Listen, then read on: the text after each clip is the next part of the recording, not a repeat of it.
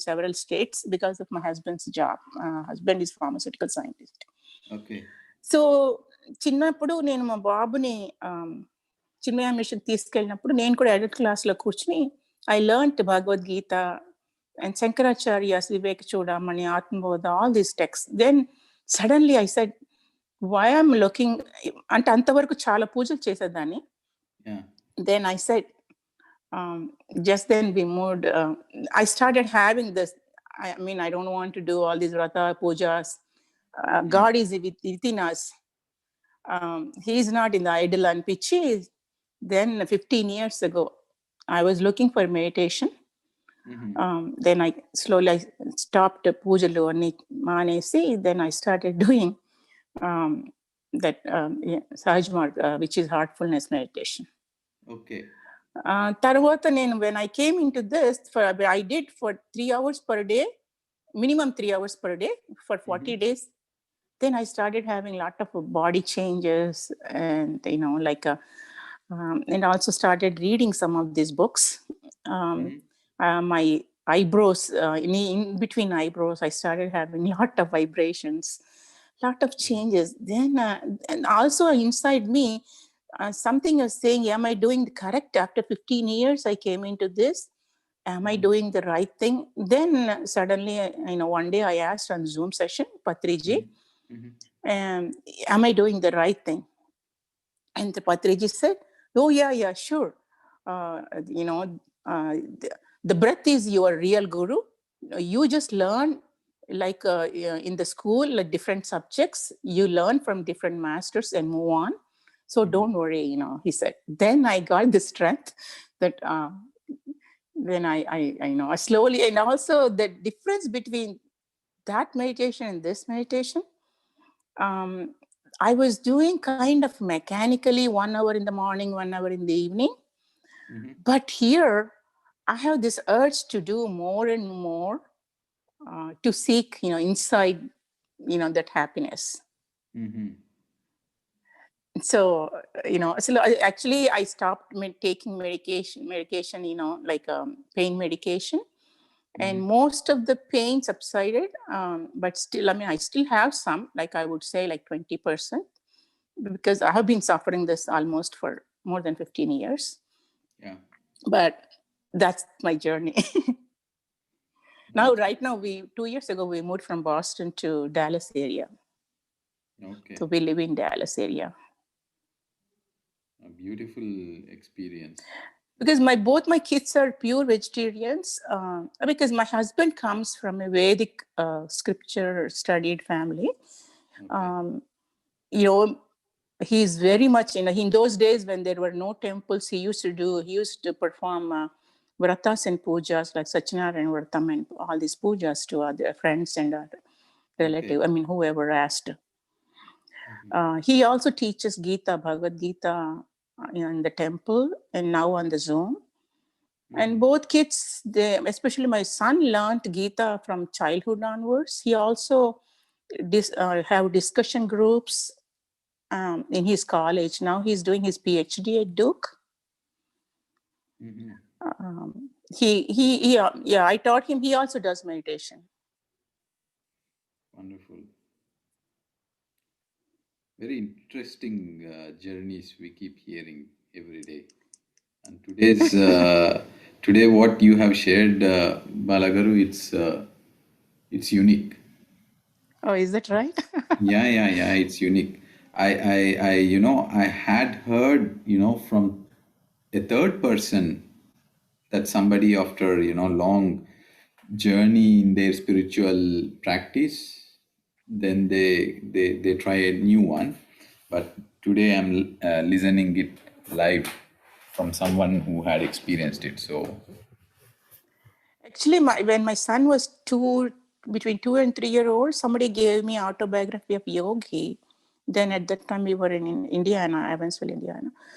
Then I had this interest and quest, and I used to study read his books a lot, and also I got his SRF lessons, and I was looking seriously. Somebody should give me. I'm looking for Kriya Yoga, but in those days, I couldn't find somebody close by. And so I studied all his books, all his SRF lessons, and used to attend some of his meditation sessions wherever we were. So it was, the quest was there. And yeah, that's why my son also, for some reason, from young age onwards, is very much into this spiritual journey. Yeah, and now he's doing his finance PhD at Duke. Okay. I think we're all living in a very, very interesting times. Different, yeah, that's true. Yeah. That's true. So, and this particular year, I think it's like I don't find a right word to Like say some it. kind of transformation to a positive change. Yeah, yeah. And then how all the seekers got connected or getting connected. Yeah, Yeah, yeah. and imagine if this year was regular as rest of the years that we have lived, we were for sure not meeting because everyone has No, their own journey, and maybe we possibly might have met because we meet in some place. Yeah, but that is now I'm true. sitting here in Germany, you're there in US, someone from India, someone from UK, someone from Egypt. It's like we are all, there is no time and Yeah. space. No, no, no. That is the, you know, um, that is the nature of God. There is no time and space, is energy. And so we are connecting through our energy without any time and space. That, yeah, and also through only through PMC, and all these videos, I came to know about this. Wow, what Because a transformation. we rarely go to India. We have been here for almost close to 40 years. I mean, after marriage, I came to this country in the 80s. My kids are born here and brought up here. So, very rarely we go to, and because my husband's, all his family are here. My in-laws passed away in this country. That, yeah, it's now the distance got in very, narrowed and very close to the world. True, true, true, true. It's a year where we received uncountable blessings. Yeah. Yeah, that's true. That's true. And second time also on Zoom, one of the Zoom sessions, I shared my experiences. After a couple of months, I started this. Suddenly one morning, I started, I mean, initially I was having a lot of body tremors. After a couple of months, that energy, Yeah. it was so shaking my body. And even when I was sleeping, the whole cot, the bed used to shake. And then I asked somebody, and they said, release the energy through the heart, through the nature. And then I was doing that, and then one morning, suddenly around 4 o'clock, from my heart, I woke up, and the energy started flowing outside. I said, "What?" I mean, yeah. I just go. I said, I without closing, opening my eyes. I said, "What's happening?" Um, then suddenly all this, like I put my hands on my heart, and I could feel that some energy is flowing out. um, because the night before or day before, my husband said, why is the bed is shaking so much? I mean, I was in sleeping. I could feel something is shivering and shaking, but I didn't feel that bed is shaking. But my husband said, the whole bed is shaking, what are you doing? I didn't, that much shaking was happening at that time, but slowly it subsided. Wow. Beautiful experiences. Very nice, Balagaru. Thanks, Thank you, thanks for Ramesh. sharing. Thanks for sharing. Thanks a lot. It's like every day we have, a jewel being revealed to us. and that energy goes through our session and our day and our learnings into our life. So thanks a lot for sharing all these things. Thank you. Yeah, like I said, like 2 months ago, in one of the early mornings, suddenly I woke up. See, I get this feeling of energy flowing through my body even when I sleep. Then, because normally I do meditation before going to bed, and also first thing when I wake up, I do meditation. And that, a couple months ago, what happened in the morning, suddenly, early morning, around 4:30, the energy started flowing. I could feel it. And then I get this message that you are a reflection of the universe. Hmm. And the next day, then they said the whole universe is within you.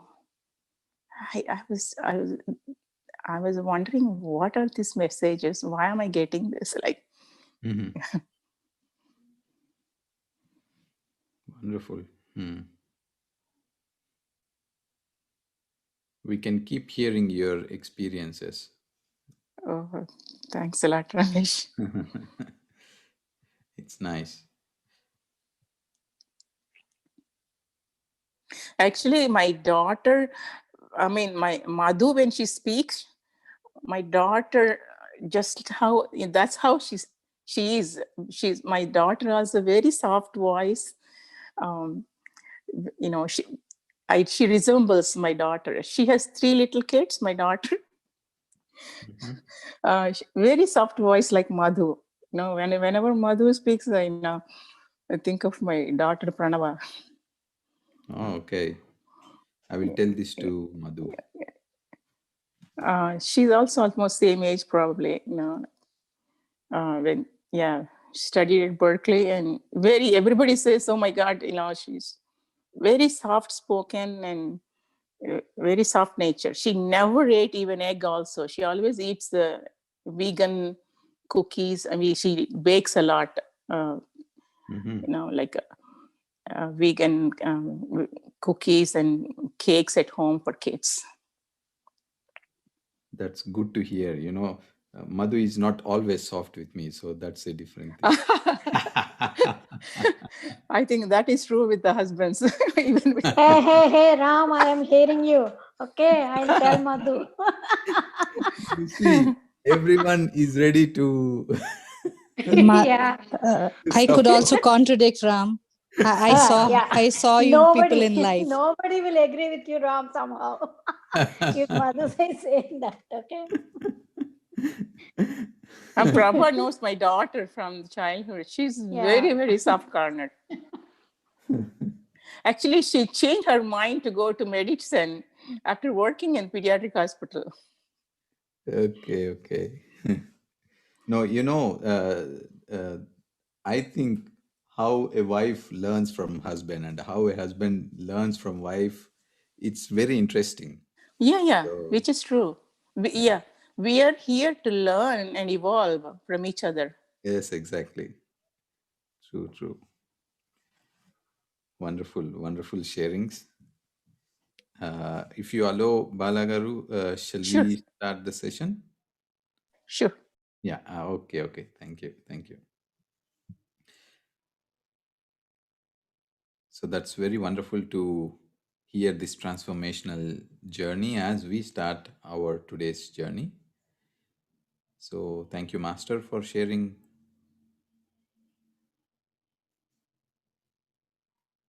such a nice experience.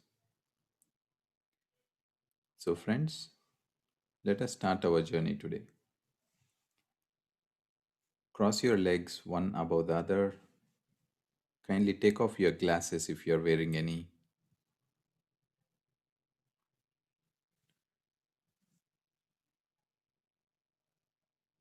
Clasp your hands, fingers into fingers.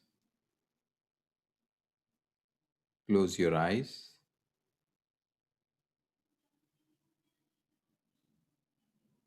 and just be.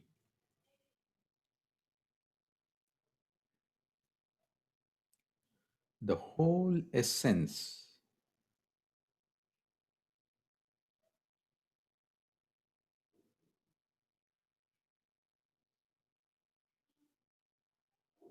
is just that. Just be.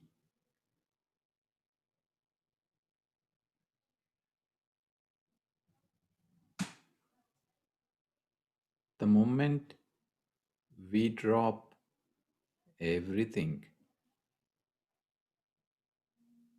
including ourselves,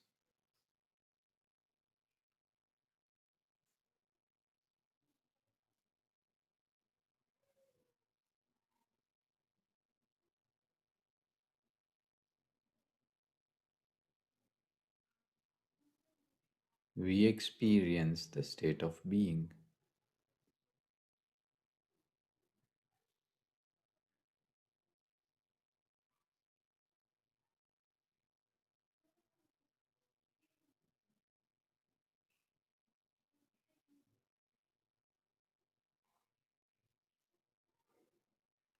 And to experience and to drop everything,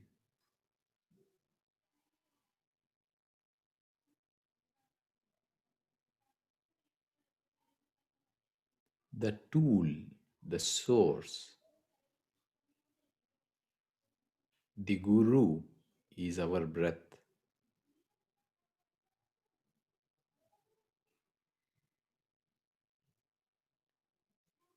So the moment we become aware and become one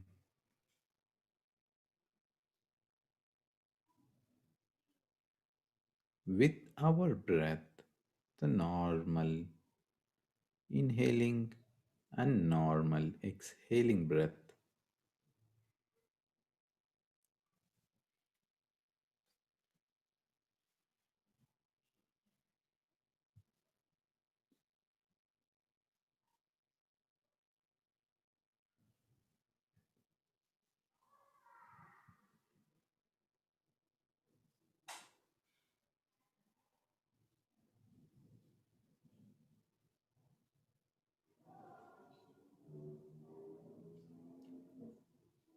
in being,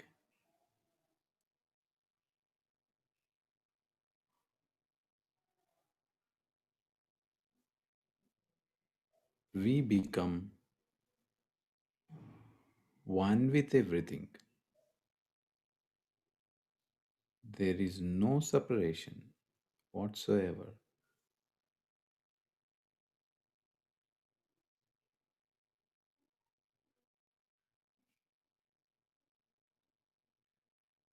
One with what? One with everything.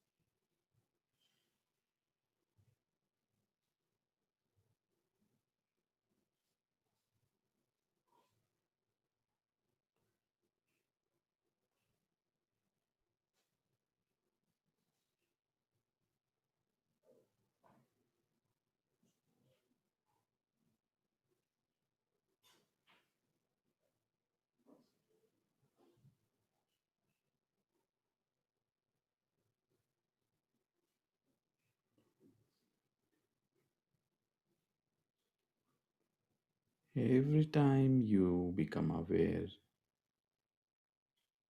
of something other than breath,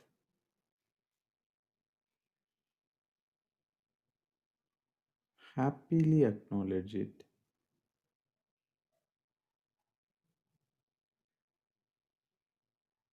and bring back your awareness to the breath.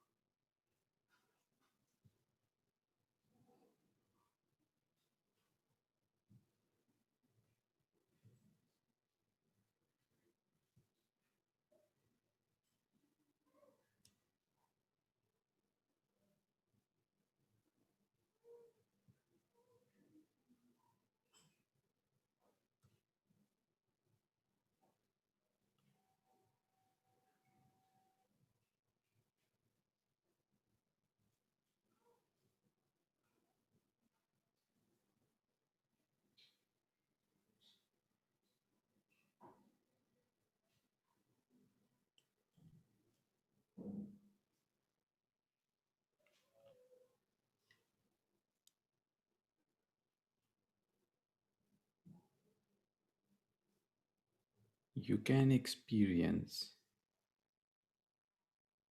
the divine energy by just being with the breath.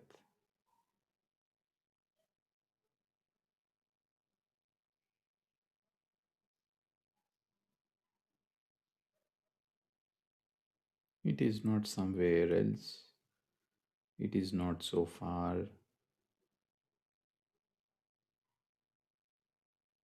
It is with each one of us, within each one of us.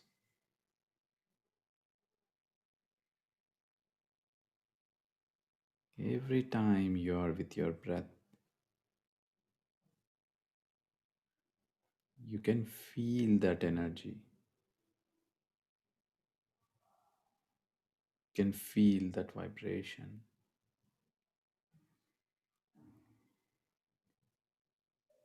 So just witness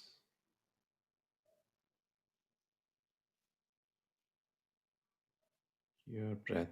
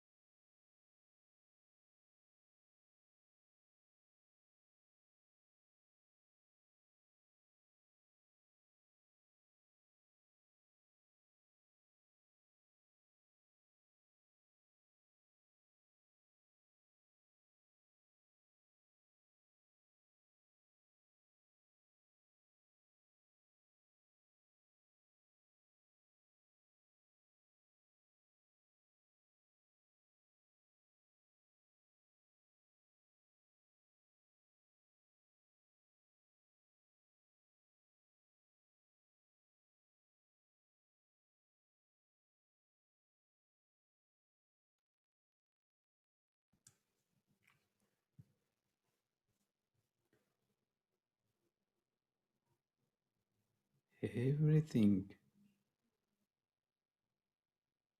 now is just assisting us in becoming one with our breath.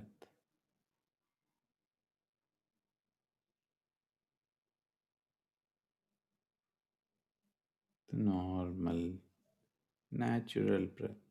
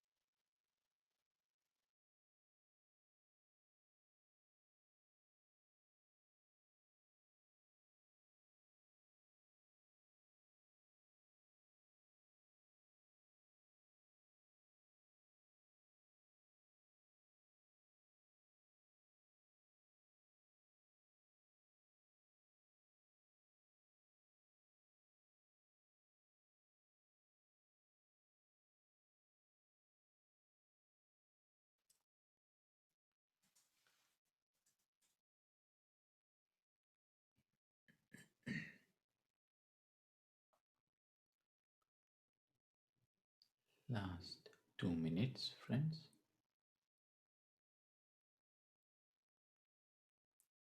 Slowly bring back your awareness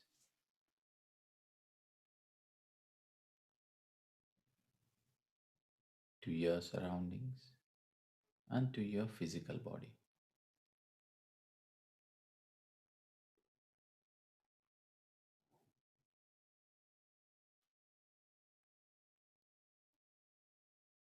As we end this session, let us be grateful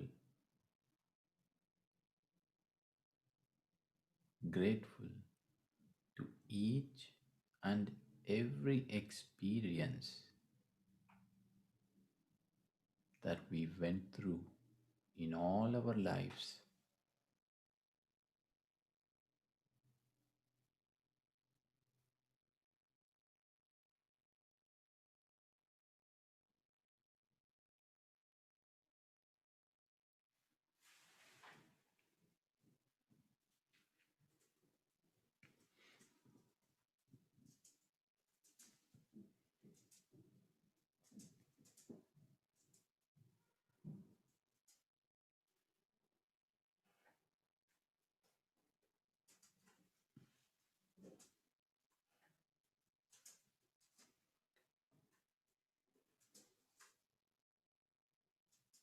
Last 20 seconds.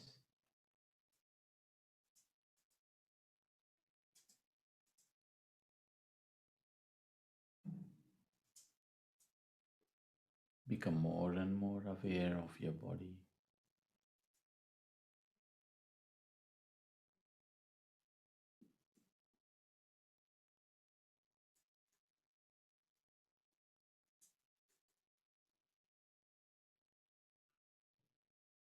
Five, four, three, two, one, zero. Slowly place your hands over your eyes for a few seconds.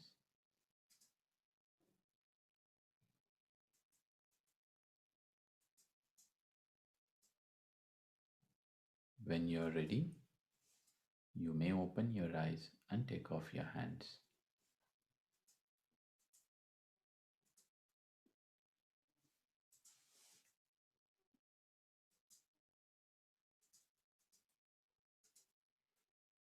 The music we have heard today, friends, was played by our dear friends Sahir and Annie from Egypt. So thanks a lot for both of them. Hope you all had enjoyed your journey. If any one of you would like to share your experience, kindly go ahead and mute yourself and do. Thank you.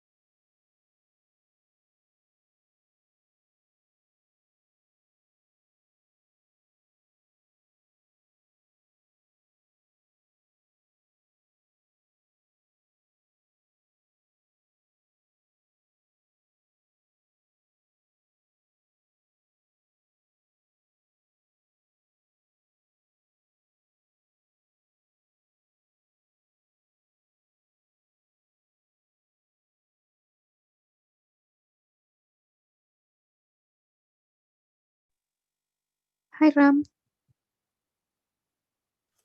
Hi Sylvie, how are you? all is well.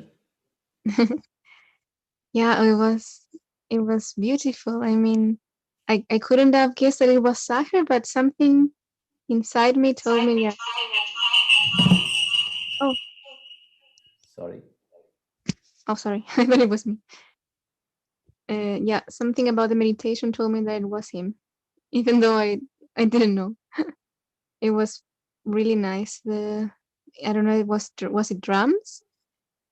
Yes, there were drums, singing bowls. What is that big one? That is. The There were singing bowls, and what is that big instrument, Madhuka? didgeridoo or something like that. No, no, no. The very big metallic one that you can tap on the behind, and there is huge vibrations that come out. It's just there on the tip of my tongue. Mm. Is it not gong? Yes, gong. Yeah, yeah, yeah. Thank you, Shaji. Yes. It was a gong. Ah, it was a gong. Okay. Yeah, yeah. Hey, but yeah, it was like surrounding, and I don't know, it just filled every space, Yes. and that I think had a big effect on the meditation. It was very deep. So Yeah. thank you to them, and thank you to you for the guidance. Thank you, thank you. Thanks to indeed Sahir, Annie, and thanks to you for joining and being part of this energy today. Thank you. Thank you. Thank you, Sylvie. Anyone else, friends? Yeah, maybe today I would like to share. It was indeed very wonderful. Yeah, it started off with a very good note of Balaji sharing her transformation journey. And indeed, probably the gong did a very intense or immense pleasure, which I had. Probably I was not following or meditating of late very continuously, but today I was very deep. Thank you, Sahar, and thank you, Annie, for the wonderful music. And of course, thank you, Ram and Madhu. Nice to have you, Usha. So wonderful to hear your voice and good to have Thank you you, in the Ram. group. Thank you. Thank you for sharing your experience. Thank you. Yes, Sindita, yeah, please go ahead. You can unmute yourself. Okay. Hello, can you hear me? Yeah, I do now. Yes. Okay. It's so nice to be back. I'm Cindy, by the way. I don't know if you remember me. Yes, Cindy. I'm visiting Sylvia and Fabi this weekend. So Sylvia told me that there was this meditation, and of course, I wanted to join. Wonderful. I'm very happy that I did. The music was very, very nice. The everything. I mean, it was a very nice meditation. So I wanted to thank you because since I mean I haven't been here for a couple of years now, but I'm so happy that the community is still going, and that also makes me very happy. So thank you for your time, for the people who play the music, and yes, I'm glad that I hope I can continue joining maybe from my new city as well. I will ask Sylvia to send me the, the invitations. So Beautiful. yeah. Beautiful, Cindy. Happy, really happy to connect to you today. Yeah, Yes, thank wonderful. you. That's wonderful. Great. So thanks to Sylvie and sharing you the details. So great. Yes, the community is going on. Our friends are our friend circle is growing day by day, every day. So wonderful, Cindy.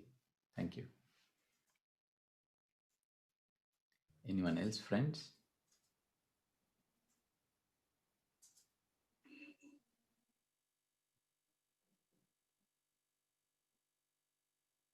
Okay, so we move to the next part. So we have Madhu.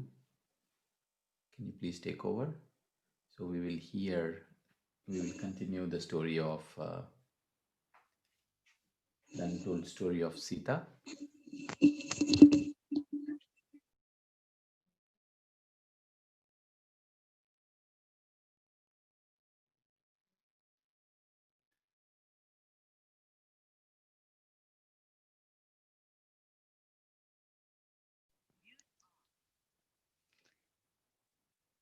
Hello, friends. A very good evening. And yes, I'm happy to hear you, Cindy. Yeah, good to have you back.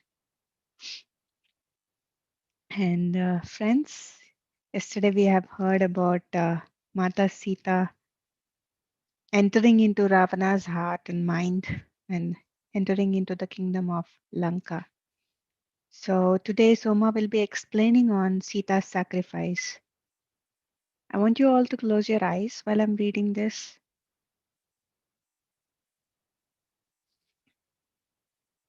Let us go back to the times of Mata Sita and Sri Ram. Sita's sacrifice. Exclaimed Soma as we sat before her in the early morning. Her voice, which previously had been so soft and gentle, now boomed through the air, and it startled us. I nearly jumped from my seat. He thought he had tricked Mata, but the trick was on him. The sorrowful tone of Soma's voice of the day before had turned to one of defiance. He didn't know that her entry into Lanka was essential for his defeat. It was he, not she, who had fallen for the trap. She didn't know what lay before her, but she knew that she had come to Earth for this, to rid Earth of the growing negative forces that would derail all of Earth's life from its destined course. Her entry into Lanka was Mata's great sacrifice, undertaken for the sake of us all. So then it was by her design, murmured my mother in disbelief. There has been talk of this, but no one in Ayodhya had paid much heed to those rumors. Soma rose slightly from her seat on the floor and turned her eyes to my mother, speaking slowly in a determined voice, with a steely look replacing her soft and gentle demeanor. What I am about to tell you is not known to the people of Ayodhya, for they are not ready to hear of the trails of their Maharani, but only of the bravery and victory of their Maharaja. I don't blame them for this. The tide is turning, and the feats of women will not be spoken of in the future. Women are receding into the shadows now. I have seen this, and so has Mata. Her face softened, and she continued. After Mata returned to Ayodhya, she never spoke of her time in Lanka. I suspect not even to Sri Ram. The only one she spoke to about her trails was Hanuman. Born into the Vanara race, a branch of the early human family, Hanuman's monkey like form was taken by Mahadev in order to help Ram and Sita complete their mission. There was a deep bond between Mata and Hanuman, a very precious bond indeed. Hanuman was like Mata's child, a devoted and loving child. He would travel to the ends of the universe for her if need be. It was he who told me these stories after Mata had left her body. Mata rarely spoke about her own achievements and told him it was not necessary to make public what she had to endure. She said that those who needed to know would know. I am passing on this narrative to you and your daughter to share as you see fit, and to the others gathered here who have heard these stories before. I looked around and saw that a group of ascetics had come into the small hut, had been so engrossed in Soma that I had not heard them enter. They sat quietly with closed eyes and folded hands. After speaking these words, Soma slowly sank back onto the floor and with closed eyes began rocking gently back and forth. She picked up her story where she had left off the previous day. After Mata had been dragged onto Ravana's Vimana, which is aircraft, she was able to shake herself free of his grasp. The fact that he had laid a hand on her created a response that I never saw in Mata: anger. That was not a natural state for her, but anger arose and she lashed out at him. How dare you lay a hand on me? I will go into your demon nest, but I will go willingly, not as your captive. Never, Ravana, will I be your captive. He drew back at the fire coming out of her. Mata told Hanuman that she didn't know what came over her, but this fire has arisen, and her whole body was burning with great heat. She could not calm herself down until she remembered the words she had spoken to Sri Ram the day before. You are the calm that stills my tears, that heals the pain I feel for the world. At the thought of Sri Ram coming back to the hut and not finding her, she collapsed into anguish. She told Hanuman that she had to fight to prevent herself from losing consciousness. She knew that she had to remain alert. Then she saw their dear friend Jatayu, a vulture, flying after them. He had heard her cry out Ram's name and saw her being dragged onto the Vimana. He bravely tried to battle Ravana, who slashed his wing and left him mortally wounded. Jatayu fell to the ground. Mata cried out in pain as if her own arm had been severed. Then Vayu, the deva of the wind, swept over her and she heard his words. My dear, this is your first loss, but it will not be the last. Many sacrifices will be required to accomplish the task you have set for yourself. This brought back her resolve. It did not take long before they arrived at Lanka. Ravana wanted her to be seen as a captive and tried to chain her wrists, but she fought him off. She said that had she not agreed to go along, no chains in the world could contain her. When they landed, she stepped down from the Vimana, amazed at the crowd that had come to greet them, soldiers, members of the household, and Surpanaka, with a huge grin on her wounded face. As Mata entered the courtyard, Surpanaka spat on her and said this was her revenge.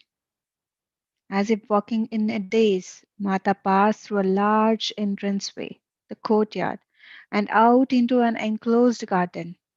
She had regained her composure and was thinking of finding a place of refuge. On the far side of the garden, she spotted a large Ashoka tree that seemed to call her. She seated herself beneath the tree and pressed her back against the bark as if to secure herself in the life of the tree. A group of fierce looking female guards surrounded her.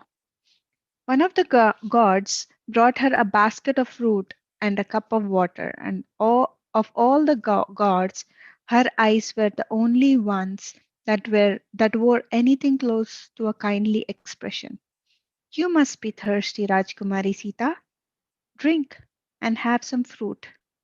Sita took a deep drink of water and went into meditation. Her mind began to feel foggy, and she struggled to keep herself alert. She needed to reignite her connection to Sri Ram so he would know what had happened to her and where she was. Repeating his name over and over again, she tried, but could not feel his presence or response. Whenever she had called out to him in the past, immediately there had been his reassuring presence, the calm to still her emotions. She struggled to retain her composure, to keep herself from thinking the worst, that something might have happened to him when she heard him call out her name. Perhaps he had died, and that was why she could no longer feel his presence. But no, she reasoned, even death could not separate them. Hours passed, and Mata struggled to feel Ram's presence. Night set in, and still she didn't move. The kindly woman god again brought her food and drink, but Mata refused. She realized that the water she had drunk upon her arrival had been tainted and had clouded her mind. She would have to refrain from taking anything to drink or eat. That much she knew. During the night, her desperation grew, and she called out to Parvati Ma. With Sri Ram now beyond her reach, the only one who could guide her was Parvati Ma. From the depths of her being, Mata called to her. Suma opened her eyes and spoke directly to the ascetics who were seated behind us. Mata had come to Lanka to enter Ravana's mind and to clear him of his anger, lust, and thirst of power. But she didn't realize the extent of his mental abilities, how he could create illusions that appeared all too real. She had to face these illusions now as he attempted to capture her mind and weaken her resistance. He relished the challenge because he knew she was a woman of great abilities and to conquer her would add to his achievements. But he didn't realize the extent of her capability. The battle of the minds began. Deeper and deeper, Mata sank into the dark until she was engulfed by swirling black space. Gradually, shapes took form, and she saw before her a desolate landscape, completely barren with no signs of life. Trees burned to ashes, dried up rivers, volcanic lava bleeding from blackened mountains, with its red glow providing the only light. The sun, moon, and stars had disappeared behind a thick veil that was suffocating any life. Wandering through the landscape, which went on and on, she could find no way out. Finally, she asked in anguish, "What place is this that reeks of death?"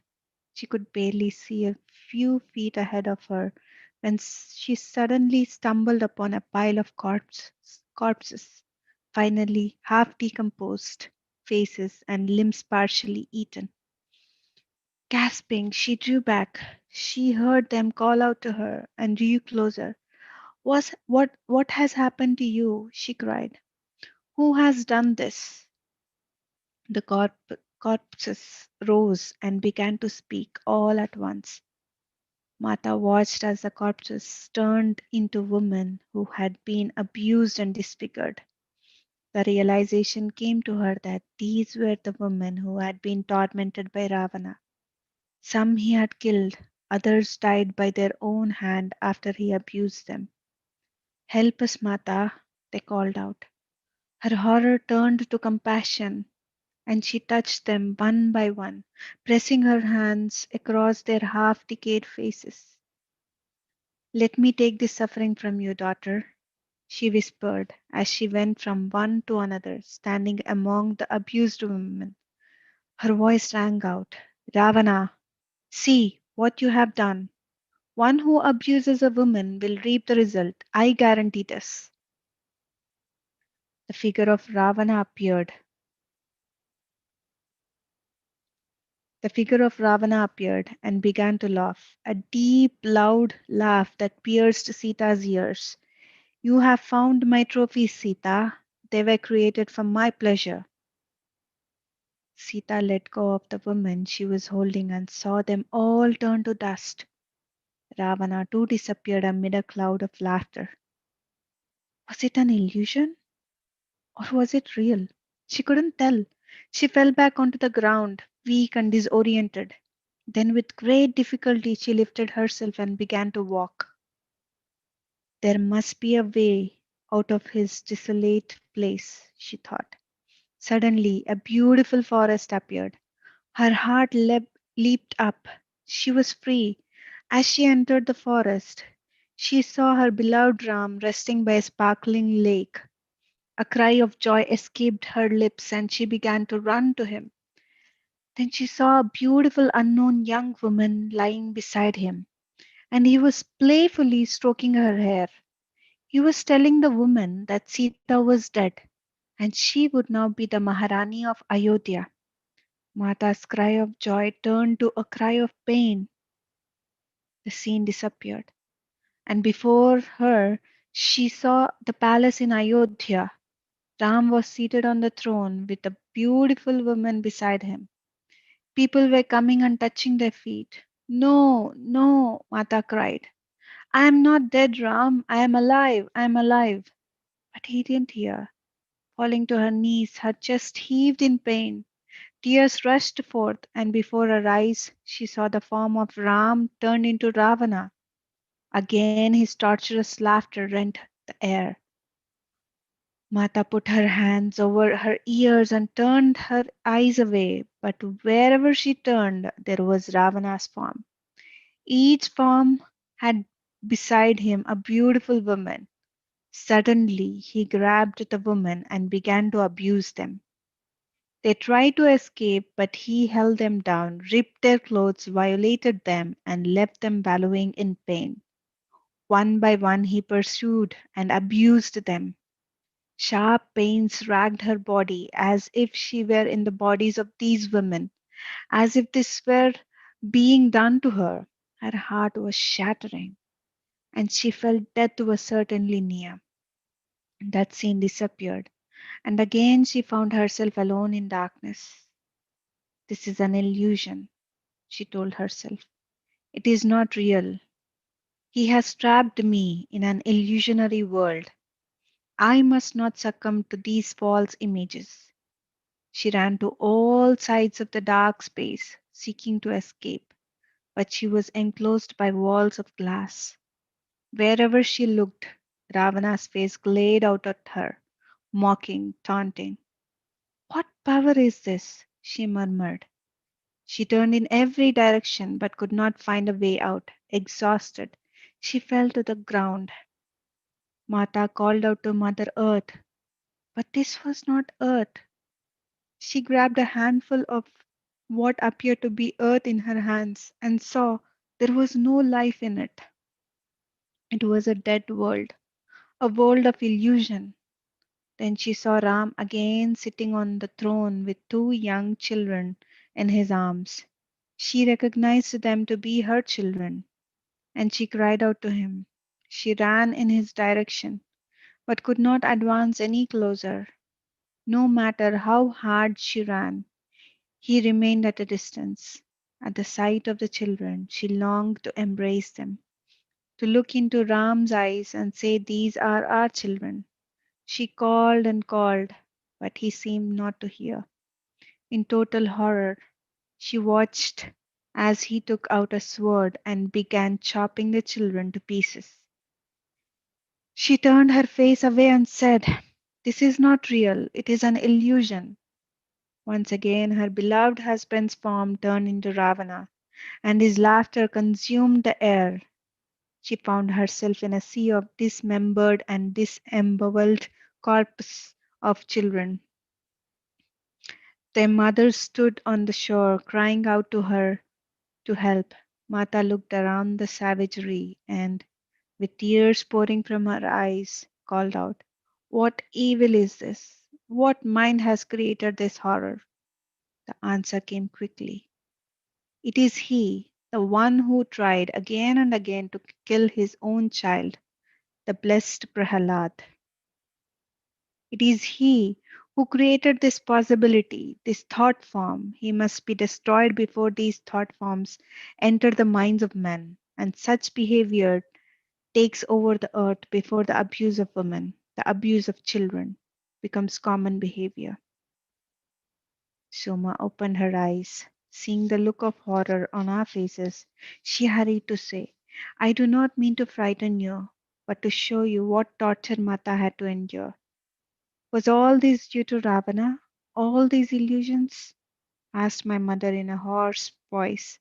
Soma nodded and continued. Through his actions, Ravana was embedding in the collective mind a type of behavior that did not yet exist. Someone had to stop these terrible thought forms from manifesting. He was setting a course for humanity that would lead to disaster, self-destruction, and the destruction of all life. Because of his power, he was very dangerous. Only Shakti herself could contain him. And that was why Mata had been born on earth. When Mata saw the thought forms emerging in his mind, she felt helpless. The suffering seemed too great, and at that moment she thought to shed her form and merge with the infinite. Maybe it was time for her to return to her celestial home. As this thought emerged, She fell onto the ground and felt herself leaving her body, which became limp as life was leaving it. Just then, she heard the gentle voice of her beloved Ram say, "No force in the universe can overpower you, Sita, for it is your love that sustains not only me, but also all of the universes." She looked up and saw the form of Sri Ram. As she uttered his name, the calm of his eyes took away all the agony she had experienced. His name entered her body and spirit, and from that moment on, his name never left her. Every atom in her body began to reverberate with Ram, Ram, Ram. Her resolve returned, and her strength revived. She began lifting the dead children around her and repairing their limbs. As she did so, the scene disappeared, evaporating like a dreamed mist, and she found herself standing in vast open space amid the planets of the solar system, with the earth in the distance. She saw Ravana take a large meteor in his hands, staring at her in a fit of fury. He threw the meteor towards earth and burst into laughter. "I will destroy all of this."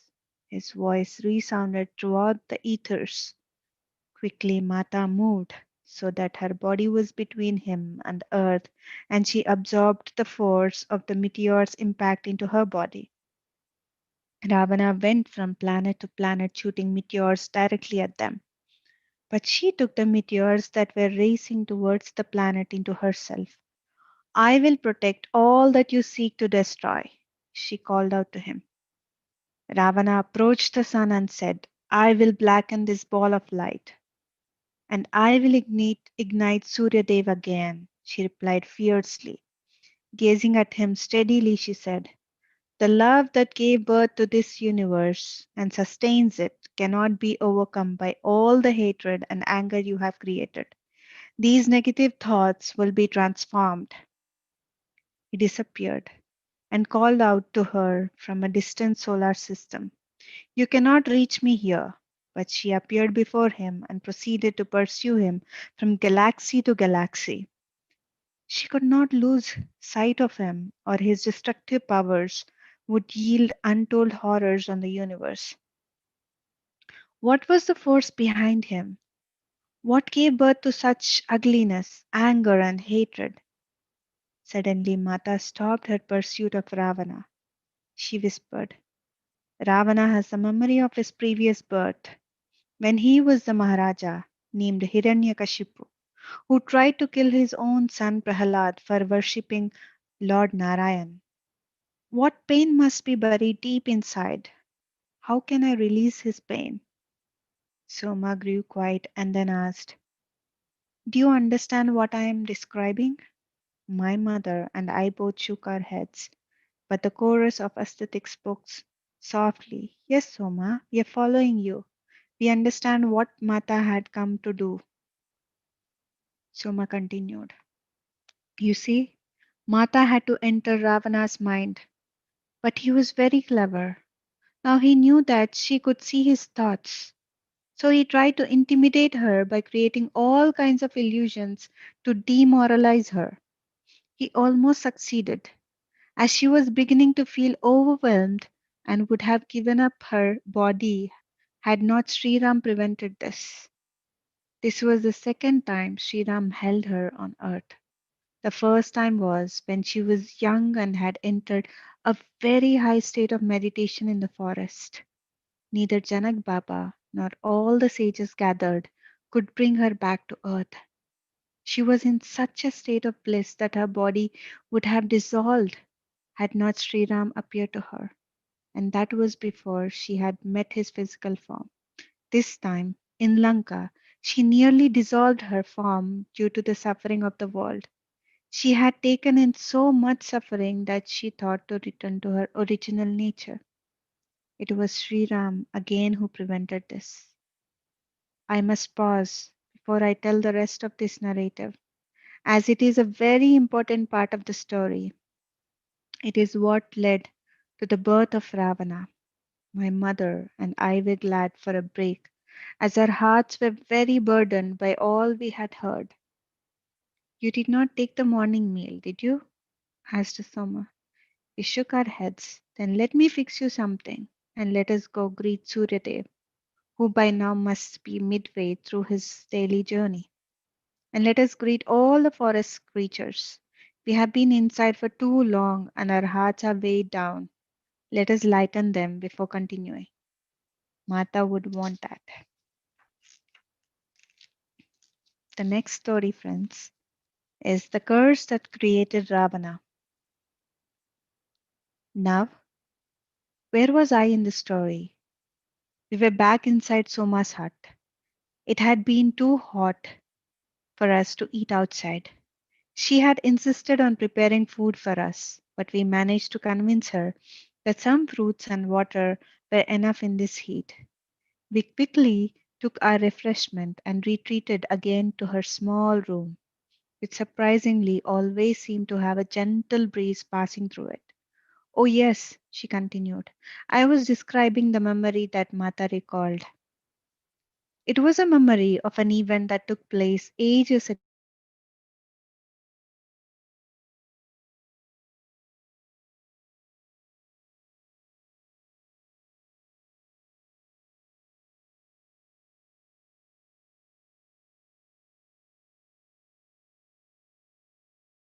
The beauty of the flowers.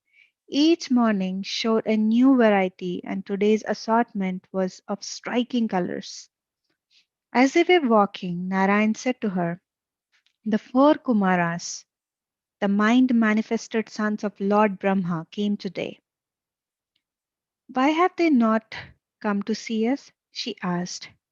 They did, but they were turned away by Jaya, an attendant. Turned away?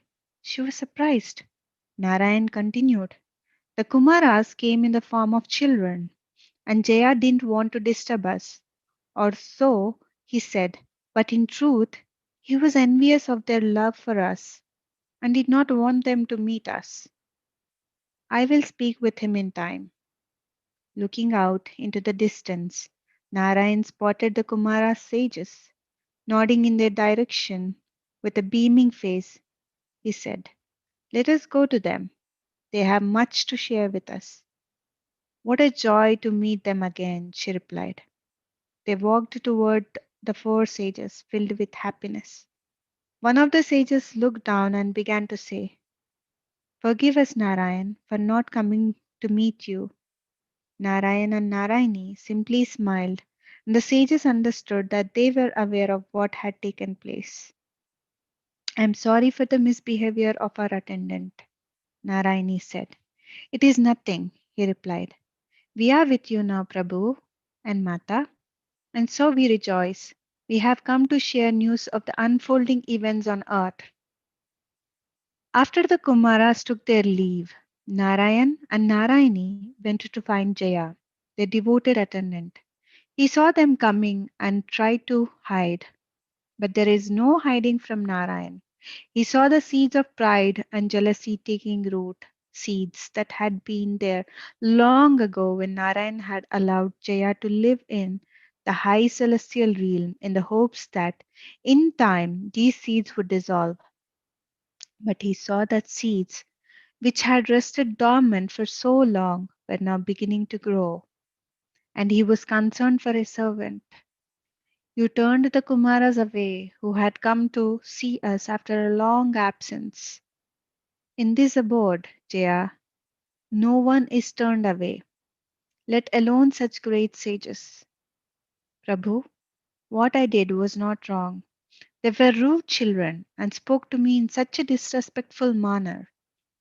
I did not think you would want to see them in that state of mind, and so I told them to go and calm themselves. Narayan saw that he was speaking untruth and realized the seeds of deception were also taking root in his mind. Jaya, what you are saying is not true. You should know that you cannot deceive me. You must retreat into meditation at once. Root out these seeds of dishonesty and pride that you are holding. You will not be able to remain here long unless you free yourself from these illusions. He gave instructions on where Jaya should go and the type of meditation in which he should engage. Narayani looked on as this scene unfolded. Instead of retreating as Narayan had advised him, Jaya went to the Kumaras and upbraided them. Why did you go to the Lord and trouble him with your complaints? Jaya asked in an angry tone. The sages looked at him in amazement. They knew what had just taken place, that the Lord had advised him to retreat into meditation. Ignoring his remark, one of the sages offered to guide him in meditation practices. But this only made Jaya angrier. The sages looked at one another, realizing what lay ahead. There was no possibility of anger or pride in this realm. All negative emotions cease to exist when one enters the higher celestial or causal planes. And if even the shadow of a negative emotion arises, one would of necessity need to withdraw so as not to disturb the higher vibrations emanating from there that sustains the denser worlds. If these subtle vibrations were to disrupted, negative ripples would echo throughout the universe. Narayan appeared and calmly spoke to Jaya. I have already advised you on what to do, Jaya, and will now advise you for a second time. Withdraw yourself immediately into meditation and remain there until every negative impulse is dissolved. I will come for you at that time. Jaya apologized to Narayan and took his leave, saying to himself, it was not necessary for the Lord to chastise me in front of others. He has humiliated me. The seed of self pity took root. I will find a way to make those sages pay for the disruptions they have caused in my relationship with my Lord. He did not withdraw himself into meditation as Narayan had advised, but instead began to scheme. As he was sitting alone, he saw a celestial woman carrying a basket of fruits. Thinking they were for the sages, he approached her. She was beautiful and gracious. Let me carry these fruits to the sages for you, he said. But Jaya had no intention of bringing the fruit to the ones who were the cause of his humiliation. She saw this and hesitated. In that moment, lust arose in him. She shrank back, shocked by the intensity of his desire, a rarity indeed in this realm. Devi Narayani manifested in front of him and in a stern voice called out, there is no place for lust here, Jaya. You are seeding negative thoughts everywhere and creating a tormented course for yourself. If you don't immediately retreat into meditation, you will be forced to withdraw from this realm. But Mata, he struggled inside to find some excuse, but it was too late. A booming voice rang out from the one of the sages. Jaya, you have crossed all limits. We have tolerated your insults to us, but cannot tolerate the insult of this woman sage. A woman honored throughout the three worlds. Your emotions are more fit for the human world. Thus, I curse you to be born 7 times in the material realm, where you will have to squash the seeds of your negative emotions. Beware, for they will multiply 1,000-fold, and you will see the damage you have inflicted. If you do not purify yourself, only the Lord will be able to release you. Narayan manifested himself, and Jaya fell at his feet, crying out, Lord, save me from this curse. I will withdraw myself into meditation now. It is too late, Jaya, Narayan replied sorrowfully. I tried to counsel you, as did Narayani, but you took no heed. This is the result of your thoughts and deeds. No being can escape his own mind. It is that which determines his future. You are aware of this law and yet did not consider it. Jaya continued to please his case, but Narayan said, the curse of a sage cannot be undone, but it can be ameliorated. The time will be condensed and you will need only 3 birds on earth to work through these illusions of yours. But your own deeds will determine whether you can return here or not. If you enter into deep tapasya over time, you will be able to free yourself of anger, pride, and lust and return here. But if you allow them to grow and cause harm to the natural realm, your return will not be possible. Jaya turned to Mata and cried out, Mata, do not abandon me. You can prevent this. Tell me, what should I do? Looking at him with great compassion, she replied, You have already caused much harm. Your negative thoughts are already filtering into the denser realms, creating instability. You have great powers, Jaya, and can reverse this damage. But if you do not heed Narayan's warnings, you will sow great conflict such as earth has not seen. And then he and I both will need to come redeem you. It will be a brutal battle. So I plead with you to seclude yourself on earth and go into deep meditation. Meditate on Mahadev. He will guide you on your tapasya. Mata, he cried. But his form was already dissolving, preparing to take birth on earth. A song spontaneously arose in Mata as she recalled this history of Jaya. She remembered Prahalad, the son Jaya had tried to kill when he took his first birth on earth. At every opportunity, Prahalad used to play his heavenly instruments and sing the chant he had heard in the celestial realms, a chant that Jaya once also sang, a beautiful song of love and devotion to Narayan and Narayani. As the song filled the ethers, Ravana stopped in his tracks. That brief respite allowed her to reach into his mind, that twisted and perverted mind, and awaken the memory of the celestial song of praise to Narayan that Prahlad used to sing. As it reverberated through the universe, Mata whispered into Ravana's ear, Remember, this was Jaya's song before his first birth on earth as Prahlad's father. It is your song of love and longing. He was startled as the memory stirred. His body shrank in size, and she heard him utter in a pitiful voice, Why did you desert me, Mata? Why? We never deserted you, dear Jaya. Your Lord will be here soon to release you from this birth. Your own deeds led you here, and you can only return through your deeds. You must dissolve your anger, your pride, and your lust.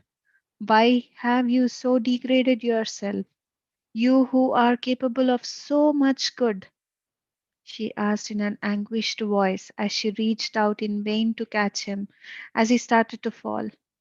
With a confusion look, he murmured, My son? I killed my son? I killed many sons. But, but you didn't kill Prahalad, she replied. Narayan came to save him and to spare you that agony. She reached out to him again as he was falling through the pathway of the planets and the gallery of stars until he was less than a speck in the vast universe before he fully disappeared from her sight. The scene evaporated like a dispersing mist. The celestial realm disappeared, and the memory of it began to fade. Mata found herself in a sea of light. From every corner, she heard sweet voices chanting, Jai Sri Narayani, Jai Sri Narayani. Slowly, the forms of women sages emerged from the light, hundreds of them, young and old. Women Mata, women Mata had known on earth and also from the celestial realms. She looked around in amazement. Sage Anasuya? She whispered. Anasuya nodded. And Mata remembered how she had offered her the fruits of her tapasya when she and Sri Ram had left Sage Atri's and her ashram. There was Sage Ahalya and Sage Gargi, whom she had known from childhood, standing with those Sri Ram and she had met during their journey through the forest, and others who came from the celestial realms. The great sage Devahuti, who had attained the highest realization, was there with her 9 saintly daughters. These women had great powers. They could create and sustain entire solar systems as well as mending individual broken hearts. Mata's heart was filled with such deep appreciation. One by one, they offered their love and gratitude for her sacrifice. As the sages faded away, the form of Parvati Ma became visible. Sita found herself again in the garden of Ravana. In the dark of the night, seated before Parvati Ma, Mata was confused. So much had taken place. She had witnessed so much. Was she really back on earth? Where am I? She asked Parvati Ma after pranaming to her. You are back in physical form in Ravana's garden. What has happened? You have remembered the long ago cause behind all that is taking place now. You and Narayan had cautioned Vijaya about the course of action he should take when he was forced to leave Vaikuntha. Instead of heeding your words, his arrogance and pride, anger and lust have grown 100-fold, as the sages had foretold. The damage he has done to life on earth will take a long time to heal, but the time for his release from this birth is approaching. Sri Ram will soon come to free the earth from Ravana's damage. Sri Ram? Mata whispered. He is safe. Parvati Ma nodded and smiled. He is gathering an army and will arrive before too long. I cannot feel him at all. The link has been broken. Can you re establish it, Mata? So he will know that I had survived? Sita pleaded with the goddess. I can withstand any test as long as I feel that link within me. Parvati replied. Mahadev has sent his energy into the form of Hanuman, who will assist Sri Ram and will soon appear to you. He will re establish that link. But Sita, you have already done so. Can you not hear every atom in your body humming his name? That will see you through. But I must caution you. Until Sri Ram arrives, you must not eat or drink anything from this land. Ravana had tainted all the food and water that will be served to you to trap you in his illusionary worlds. You had a taste of his mental manipulations through the water you took when you had first arrived. It was necessary for you to know the depth of his deprivation. Through that experience, you have healed and released many of the women he assaulted. That is why the women sages came from all corners of the universe to sit before you, to acknowledge what you have achieved in your short time here, and to give you strength. You have also seen the future, that Ravana's thoughts can multiply here if this world is not freed from him.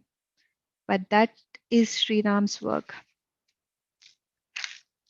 He will work from the outer field while you work from the inner. Parvati continued. You must remain in meditation most of the time, but in your meditation, do not lose consciousness of the outer world. You will be sustained by Amrita, the nectar of immortality, so you can do without drink or food. You must also forfeit sleep for the duration of your stay here, so you can ever be on guard. Ravana is very clear and has many illusionary powers, as you have seen. He does not recall the cause, as you do, of what is happening now, but he has great anger toward you and Narayan for allowing his fall. His arrogance and lust are uncontrolled.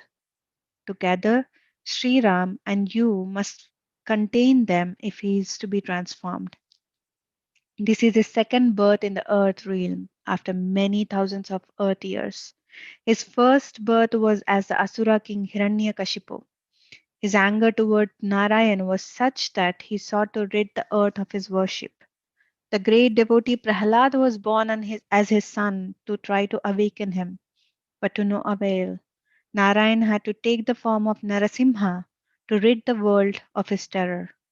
After this birth as Ravana, one more birth will be needed for him to be fully freed of the curse, but he will not be able to return to the subtle causal realms for quite some time until there is no shadow of ego left.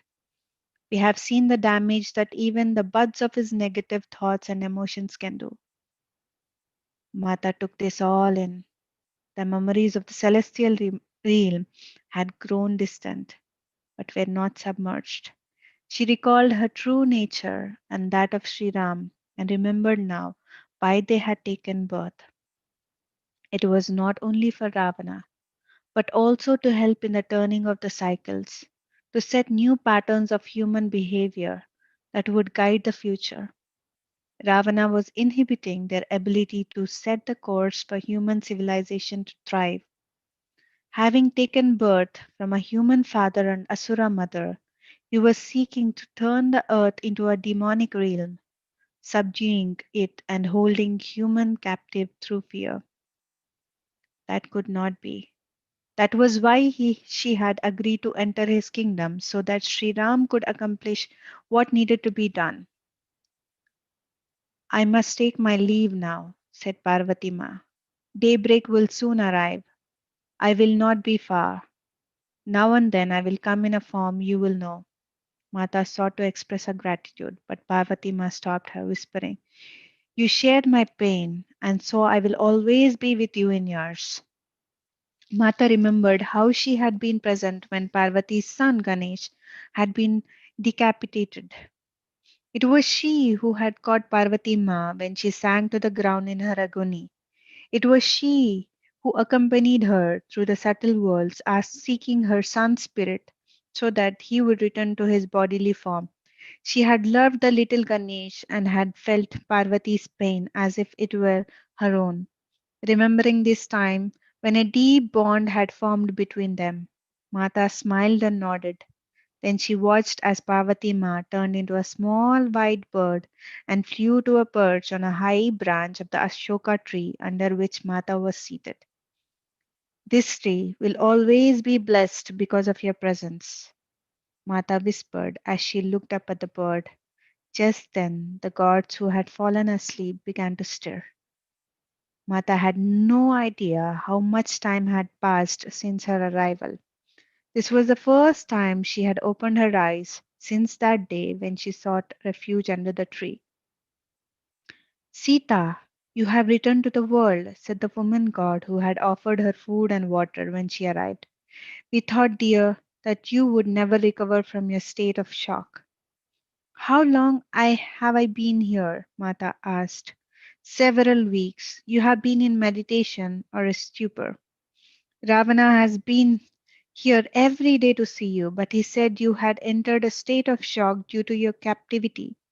I have been bringing food and water every day, but you have touched nothing. I was so afraid you would die from lack of nourishment. It seems that only I can approach you. There is some force surrounding you that prevents anyone else from approaching.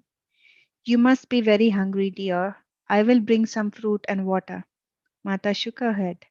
I have no need to eat, but I want to thank you for your kindness. What is your name again? Trijata. Trijata? I will remember you when this is over. I want to warn you, Sita, do not test Ravana's patience. All of Lanka knows it is best to do whatever it takes to prevent him from getting angry.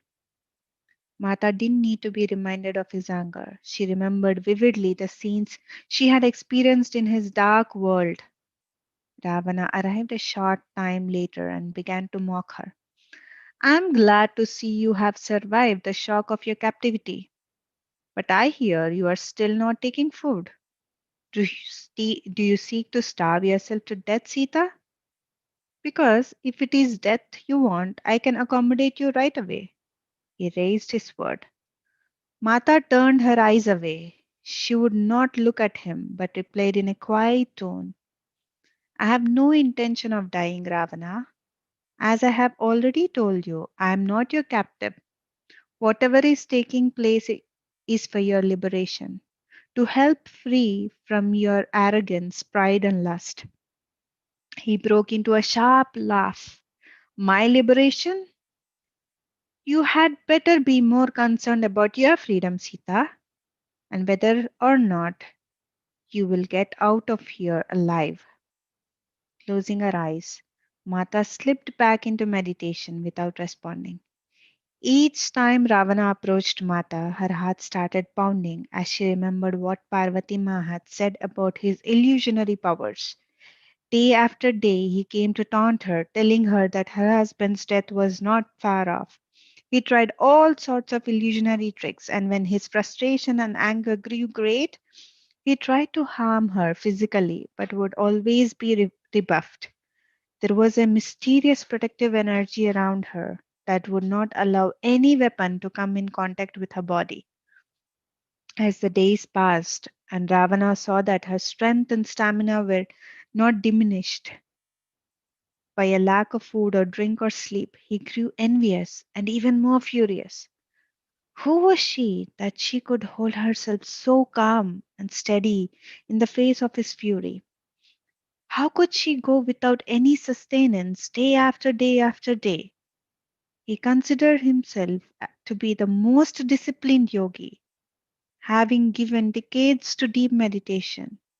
How was a mere woman able to hold her own against him?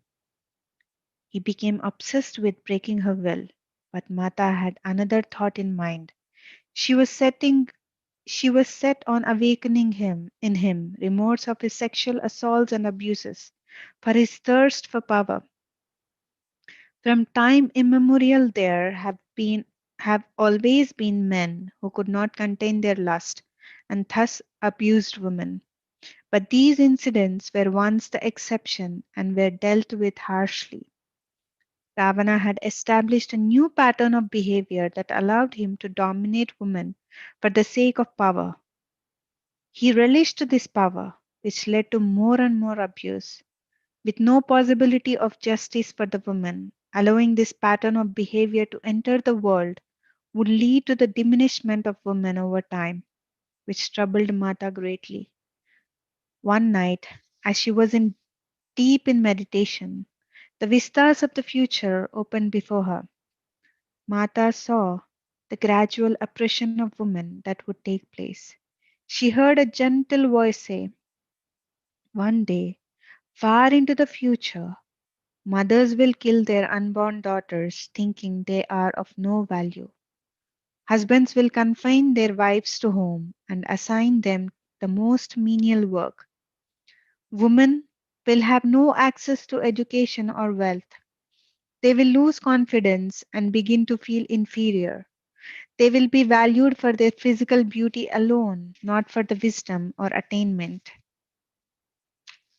They will They will be denied spiritual training and be seen as unfit to reach the highest goal of life.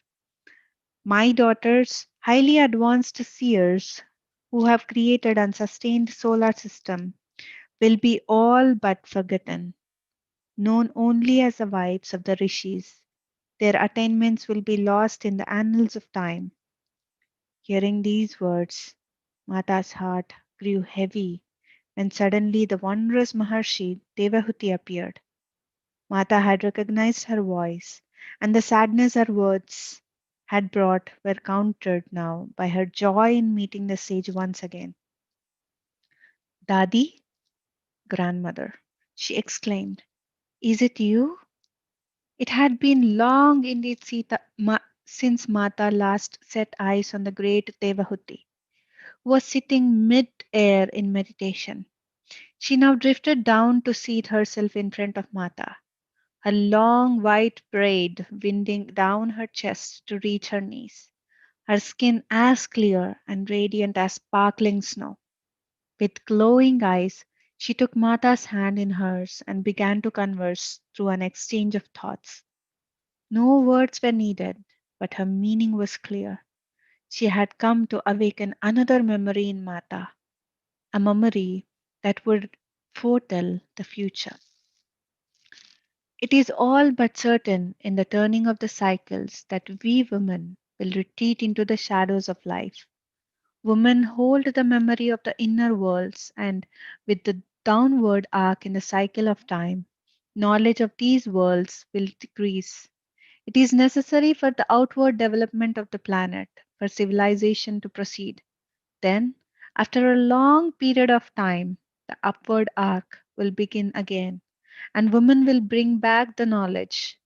You must plant the seeds for the time when women will come forward and reclaim what they have to offer. Women will lead this upward movement, reclaiming the memory of the inner worlds. You, who are my mother, my child, my grandchild, this is the reason for your birth in the human realm.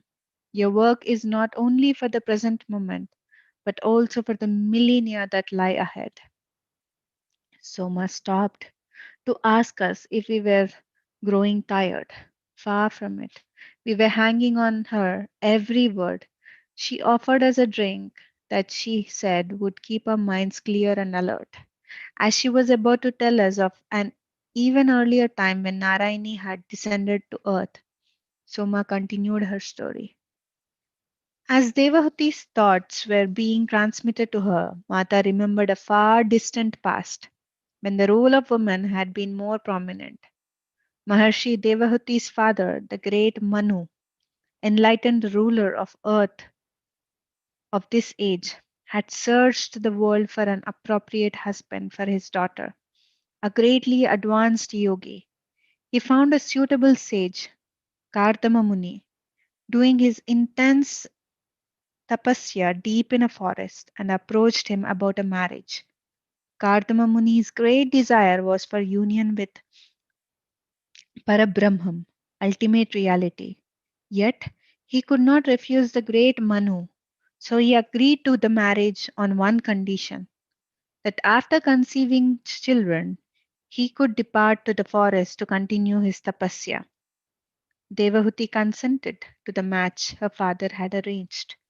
Before he left to take up again the ascetic life, Kardama and Devahuti enjoyed many years of marital happiness,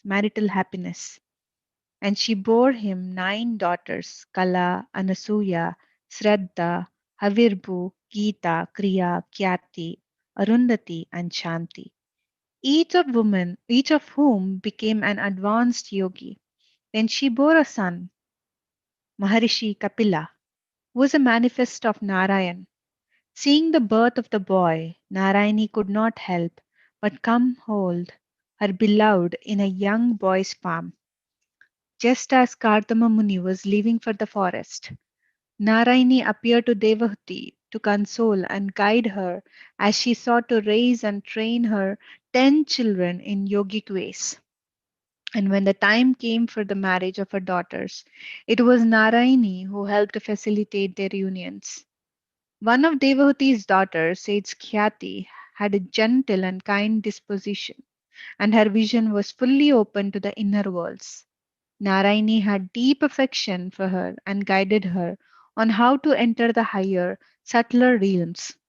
After Sage Khyati's marriage to Rishi Bhrigu, they appeared in the celestial realm of Vaikunta to seek Narayani's assistance in bringing certain knowledge to the human realm. During their discourse, Sage Khyati was taken with the wisdom of Narayani as Sage Bhrigu was with her beauty. The desire to have Narayani be born as a daughter entered Khyati's mind, but she was far too modest to ever suggest such a thing. Sensing his wife's desire, Brigu entreated the Devi to be born to them for the good of the human world. She agreed, but only after Narayan assured her that he would bring her back to Vaikunta at the right moment.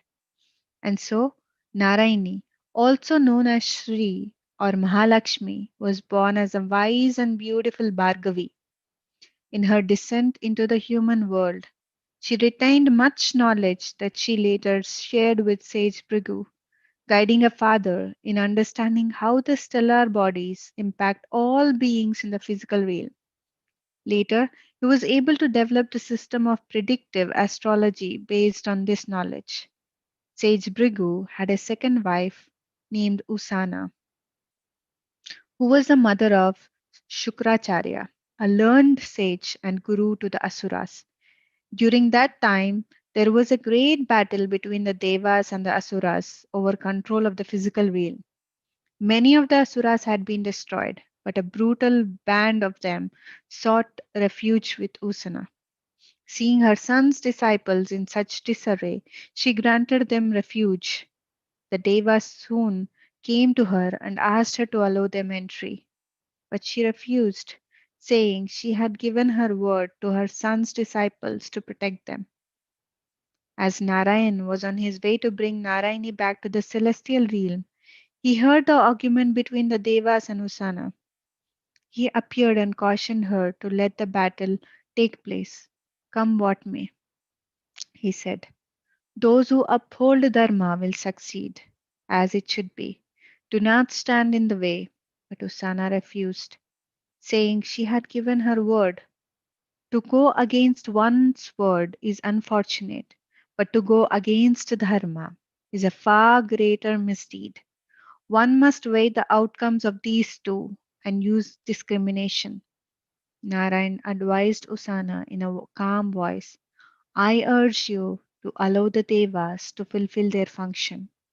It is for the protection of the human world. Usana was adamant, which placed Narayan in a difficult position. Bhargavi arrived just then. Seeing the plight, she went to Usana and pleaded, Ma, you will lose your life if you don't retreat. I will release you from the pledge you have given to these asuras, who have brutally killed many people. You should not stand in the way of justice being fulfilled. Seeing that there was no way out of her plight, Usana looked at Narayan and pleaded, Prabhu, it is my time to leave this physical form, and it is my desire and to leave by your hands. Please help me out of this difficult position. I cannot go against my word, and I do not wish to impede Dharma from being fulfilled. I surrender myself to you. At that moment, Narayan reached down and gently lifted her spirit from her body, freeing her from the pain of inaction. Narayan then stepped back and allowed the devas to slaughter the asuras. When the massacre was done and the devas had fled, Sage Bhrigu came out of meditation. Arriving at the scene and seeing his dead wife, he broke down and sobbed, calling out to the skies, Whoever has done this, I curse him that he too will know the pain of separation from his beloved. The sky cracked open at the sound of this curse. So intense was this voice in which the words were spoken. As Sage Brigu had just returned from meditation, and his spiritual powers had been heightened through his tapasya. Narayan stepped out of the shadows and feeling Sage Brigu's suffering said, I take your pain onto myself and accept your curse, Sage. Realizing what he had done, he fell at Narayan's feet and cried, No, no, I did not realize it was you, Prabhu. Please help me revoke this curse. Gently lifting him, Narayan said, I will ease your pain and take it into my own heart at some future time when Narayani and I are both in human form. Bhargavi, distraught over her father's agony, looked gratefully at Narayan. Gladly would she take from her father that suffering that had fallen upon him. Brought out of her meditations by the curse that had reverberated through the three worlds, Sage Khyati, Bhrigu's first wife, hurried to the spot where they were gathered.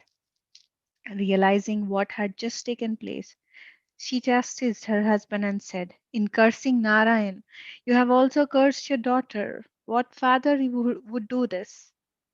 It then hit Sage Brigu that Narayan's separation from his wife would mean equal pain for his daughter. Taking her in his arms, he begged forgiveness and asked that the curse be retracted. A sage's curse cannot be undone, replied Narayan gently. But it can be softened, said Sage Khyati. Let it be a partial separation, and let it manifest at a time of your choosing, when it will benefit the world.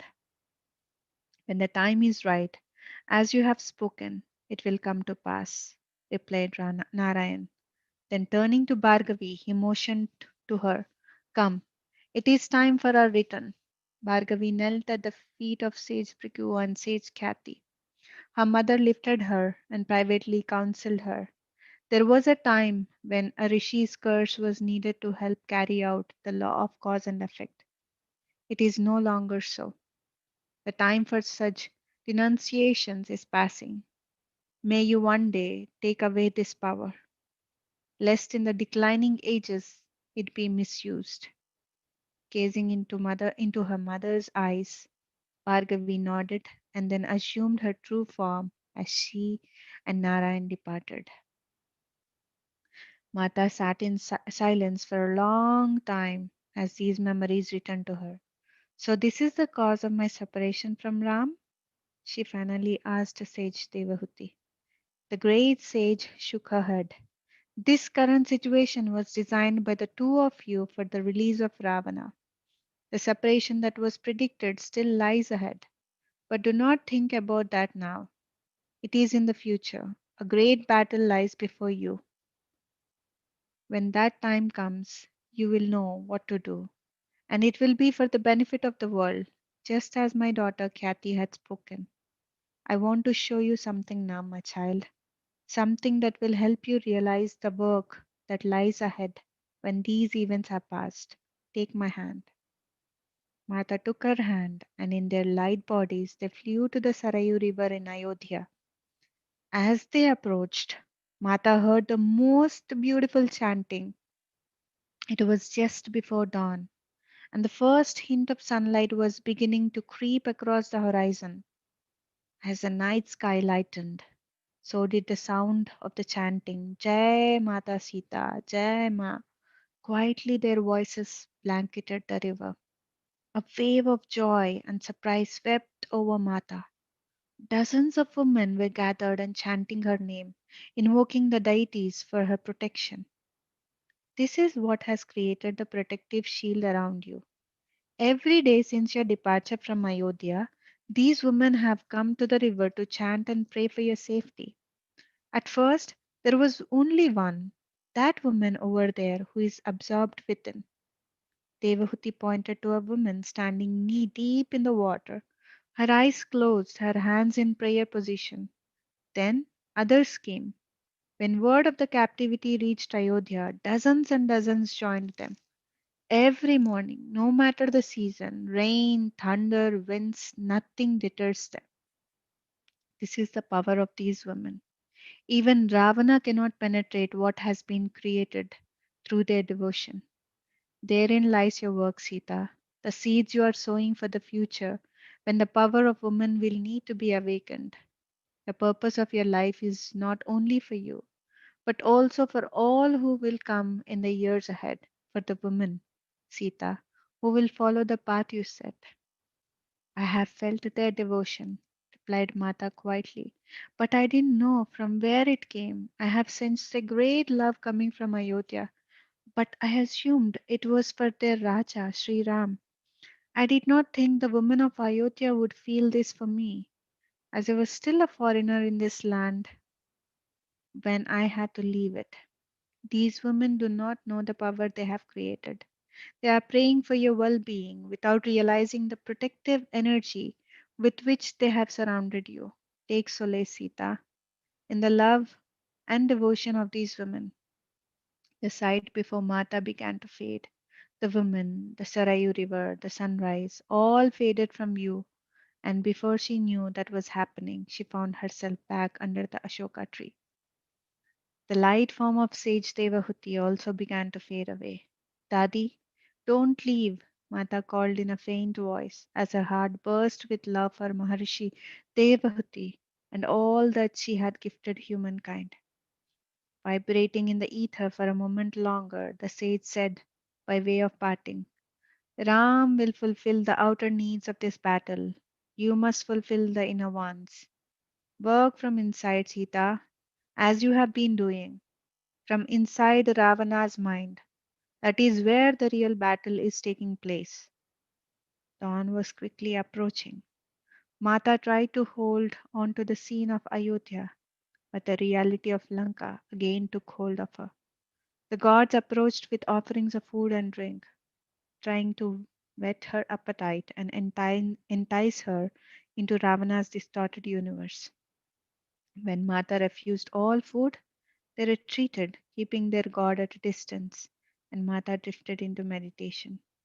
A short time later, she heard a gentle woman's voice softly address her. Opening her eyes, she found Mandodari standing before her with a platter of food.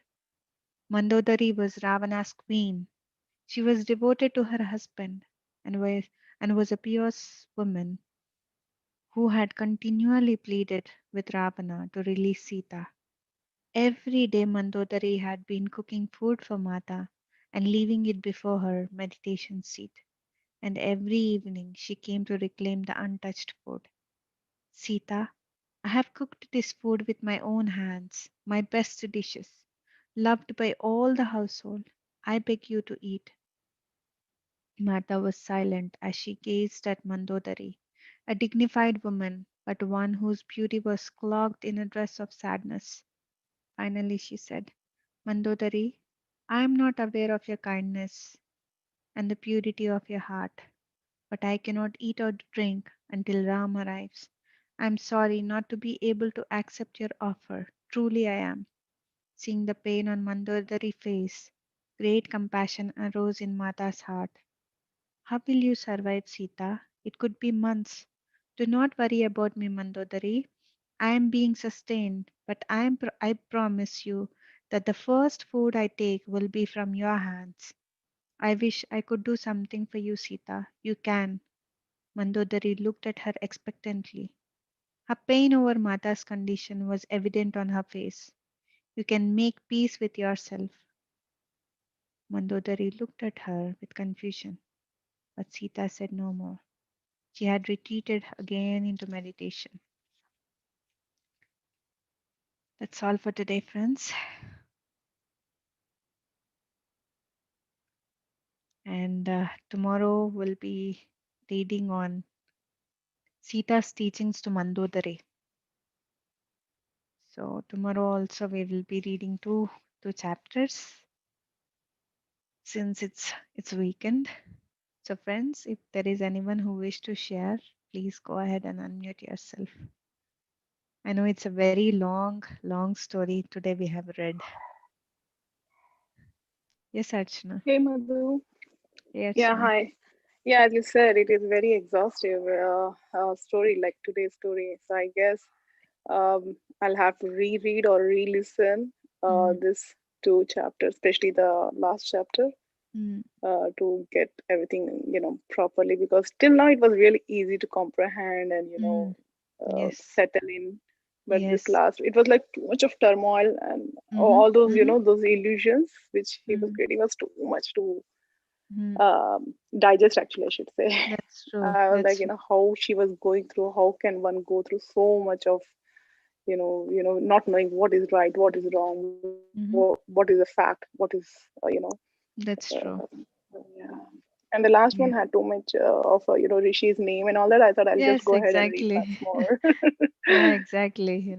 All Yeah. these things, I all don't know. these things Today I I was feel a not. little bit heavy. I feel a little Mm-hmm. bit heavy. Mm-hmm. Usually not every day is like this, but today for some reason I feel really heavy in my heart. Like it started with her, like it started Hmm. Soma saying that now I'll be saying Ah, see, about exactly. Sita's That's the feeling. sacrifice, Yeah. the heaviness, The heaviness. Yeah. it's not only the hearing, Archana, like Uh, when we are hearing or when we are reading to it, we are connecting to that hmm. part. So we are Hmm. experiencing what exactly Sita had experienced. So the Oh, that's heaviness. too much. So Yeah. that's why, No wonder there's a heaviness. that's the Yeah. heaviness. And yeah. Exactly. So in the coming chapters, we will Hmm. see so much of lightness. We will Better. experience. Yeah. Better. Yes. Yes. Because these Yeah. these these things are inevitable. Like I the know. things Yeah. which are in the story, which it is mentioned, it is the illusions. It's and Hmm. how our mind is so powerful and how thoughts are very powerful. So these things we have to really pay attention to. It's not only about Sita or Ravana or Yeah. anybody. It is for us also. It's a message that how we Purposeful. should think miraculously. We should never think negative or disastrous Negative. thoughts. Yeah. Hmm. So the words as well. So once you I mean, we have to give hang the on to the last possibility, Mhm. just hang on and not go into go with the flow of too much of negativity, even if it Mhm. comes. Just Yes, hold on the stuff for the yes. positivity. Yeah, don't give power to such kind of thoughts. This is what like Parvati Ma had been sharing to Mata Sita. Hey, Sita, Ravana is, he's playing all his illusions. He's creating that Hmm. illusionary world. So don't fall into that trap. So the more you are in fear, the more you are in sorrow, you fell into the trap of these Yeah. emotions. You know, Ravana is nothing. It's not. We should not see Ravana as an um, physical form, as a physical being. We should see him as an, like a darkness, kind of a darkness. Yeah. How if we are in the illusionary world, how these darkness come into us. So the darkness Exactly. is nothing but, like when we live in the sorrow, when we live in the, like pain of hurt feelings or these anger, jealousy, all these things are in darkness. At a dark form. Yeah. So, yeah, so Ram is nothing but light and Sita is nothing but being in awareness. Wow. Beautifully described. Well So, said. yeah, this is Yeah, just very coming up. well I'm put. closing my eyes and Oh, how nice. I'm just reflecting upon Nice. it. Yes, That's like the nice. light has to come to erase this darkness, and we have to be aware all the time. Like Sita has been aware all through the time. Yes, sometimes we get carried away by these emotions, by these anger or jealousy or these some things, but we should not, like give power to them. So the moment we have these emotions coming through us, we should just, hey, like I'll not give power to you. Like Sita told to Ravana, hey Ravana, so whatever you are coming, whatever, see, it is not you. See the jealous feelings, it is not you, it's somewhere something happened in the past that you had come. So I embrace you, and now is the time for you to leave. So now I invite love, or I invite friendship, or I invite forgiveness. So all these things, it's like you have to communicate. You have to transform these, the darkness into the light. So Ravana is a great like what do you say, yogi. So we have to connect to that yogi form of Ravana, not to that the demonic side of Ravana. So just if that darkness is coming to you, just transform it into a light, and you can turn on the light and then the switch, and then there is the light. Yeah. Wow. I spoke a lot. Sure, Madhu. Thank you. Thank you. Yeah. You might be tired. I know. I can totally And understand. You also might be tired. yeah. Yes. Yes. Swapna, you want to say something? Beautifully put, Madhu, saying that Sita is awareness and Ram is light. Yeah. That definitely brings that, because of late awareness is something that I've been trying to constantly work on. And this chapter, actually, there are a couple of takeaways for me. Mm. When Mata Sita wanted to help Jaya heal Mm-hmm. in his incarnation of Ravana, since ages we've been hearing, like from our ancestors, from our grandparents and parents, that Mm. don't do this, otherwise you'll be punished, and Mm. God punishes. That kind of Mm. concept was always there. Mm. And it was more like, how would I put it, as like Papa Bhiti or something, right? You do something and you will be punished. Mm. And every time I used to notice some people who used to do things just, and if something went wrong, they used to fear that, oh, God might punish me because I didn't do this in a certain way, a Mm. ritual in a certain way. Mm. So if Sita Mata can give so much love to the darkness that is Mm. Ravana, and Mm. trying to uplift him and Mm. make him realize his mistakes, Yeah. why would they even punish people who are trying Yeah. to do, who are in the good path, and who are just, I mean, there cannot be any aspect of punishment. That's what I'm No, trying to not understand. at all. There is no punishments at all. Exactly. And It's it's there all is about forgiveness. And if they can forgive Ravana, why would they even punish any someone? exactly. So that it's was again, one thing. it's an illusion that we have created for ourselves. I think, Swapna, like it's all in our thoughts. If we think that we are getting punished, it is we who have created that. So we will give punishment to ourselves. It's not. See, this is where the earth is into a free will zone. We create our own reality. It can be a beautiful reality or it can be a disastrous reality. So I Yeah. think that much power I our mean, thoughts are. So actually, I was mostly referring to the puja and all the rituals that mhm. we do. So Yes, since yes. the child, I've been hearing that, It, oh, you did this. Oh my God, you should have you not shouldn't have done that. done that. Yes, No, I'm like, why would they punish? At least you're that's trying to true. put an attempt to do, because it could be That's true. either through meditation or through your puja or your Mm-hmm. prayers, that you're Mm, trying to reach that, and you're trying to put your heart. And if something didn't go the way that you want to, or you didn't do the way that it has to be done, which are mm, again defined by humans, and that's true. it was given a tag saying that, oh, God might punish you. Yeah. I mean, look at the forgiveness that she has, that she even sacrificed her own happiness to get into Lanka to Yeah. enlighten Ravana. Yeah. And if she has that much forgiveness in her, why would they Yes. punish? Yes. And that's Eh, beautiful. And power of thoughts is something, Mm, because I think it's more about new moon, and we mm, go through these emotions and all in a very strong way. I very true. feel this chapter is like the perfect timing. I Yeah. felt that Yes. even Archana was saying that heaviness is, yes, it is Mm, about connecting to the story. At the same time, it could be the energies yes. around us during this time. Mm. Uh, very beautifully put, Madhu. Thank you so Yes, much. thank you, Swapna. And it is also mentioned here that about the how Mata Sita had freed all the women sages. So here, when I'm just reading it and when I'm rereading it again, it is again confirming us women, saying that we all should be an inspiration to all the women around the world. So whomever Mm. we meet, we should inspire them, Yes. so this is what Mata Sita did. She stood as an inspiration to all these sages, all the women sages, all the women who are hurt.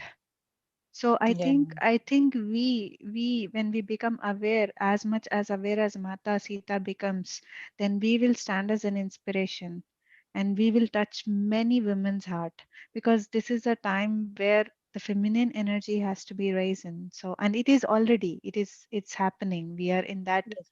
in that period of time. So I request all the women, not only women, I mean like all the human beings. So we say about the masculine energy or the feminine energy, we have both, so we have to raise this feminine side in all of us, that we have to touch to that unconditional love, and we should inspire each and every person.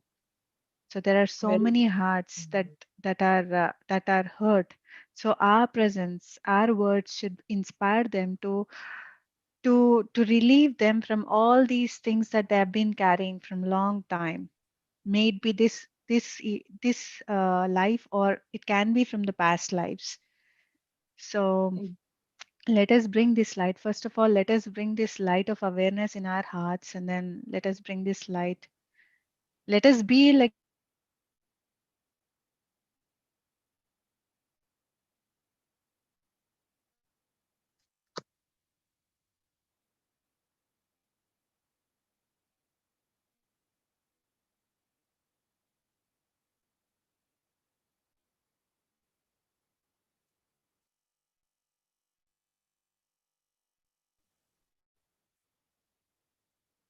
I think my internet has some problem. Yes, Yes. I could not hear you. I thought maybe it was an issue from my side. Yes. Mm. So yeah. It's again one more message for me. What you said just now. Mm, I mean, I'll give chance to somebody else if they have anything. Then I would like to share this. So mm. No, no, I'll please wait. go. No, So no, no, go ahead. off Please go. off late, I've been getting calls from near and dear people, Mm, and they are in pain, and they are reaching out for that moral support and for that, that kind of advice or suggestion or whatever. mm, And then earlier, I observed that I used to absorb emotions when I used to counsel people. But of late, I got this awareness wherein, I'm trying to detach myself, be a witness, and at the same time, try to empathize, just empathize with them and not bring in those emotions into me. And Okay. I realized that when I'm trying to do that, my energies are multiplying. Very true. Honestly, I haven't I'm not doing this out of any expectation, because I heard this from multiple like senior masters. Suddenly something came from their from them saying that, Swapna, why don't you start counseling? I said, I'm just a budding master, and what would I do? And they said, no, it's not. Whatever little you have, if you can help people around, because I've been doing these things, but I never gave it a name of counseling. It was always like, I'm trying to just reach out to a friend or something. So off late, I've been getting so many calls. And when I'm talking to them, I was thinking sometimes, whatever I'm doing, is it correct? And you won't believe the way I got my answer. So while thinking this, I just was going through, I suddenly thought of playing Judy Satori's Digital Swadhyaya segment, that particular video. And when I switched on the video, exactly at that point, when I had this question in my mind, she was saying that this is the time wherein we need to stand for each other and try to support and uplift people who are feeling low. That was like amazing. I thought exactly. I was even showing it to my husband. You know what? I just discussed that with him. And then it's like the exact moment I got this message. And again, today, through you, again, I got this message, because today morning, too, yes, I want to help. But to what extent? And am I doing the right thing? Is what was lingering in my mind. And again, I heard it from you, too, saying that this is the time that, you have to do. And I'm like super thrilled that I'm getting answers from everywhere on the same topic. Yes, we should all inspire many, many. Yeah, that's true. Thank Thank you, you, Madam. Swapna. Thank you. Anybody else, friends?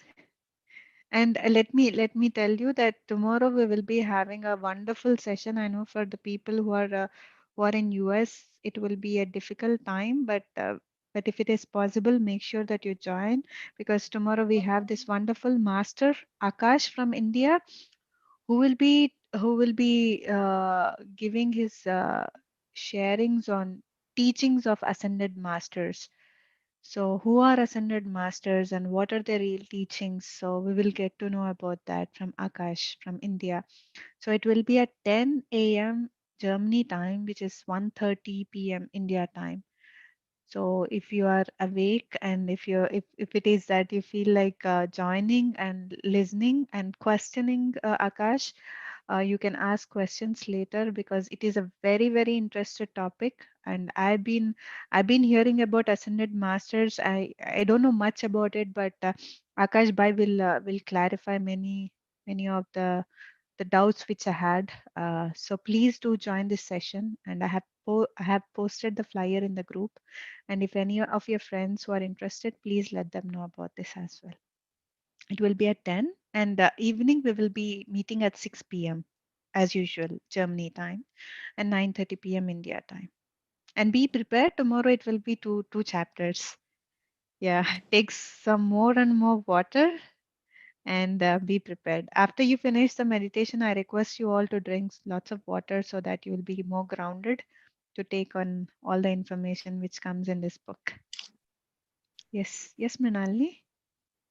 Oh, hi, Madhu. Just wanted to say thank you. You must be exhausted after such a long read, but we absolutely enjoyed it. Thank you so much.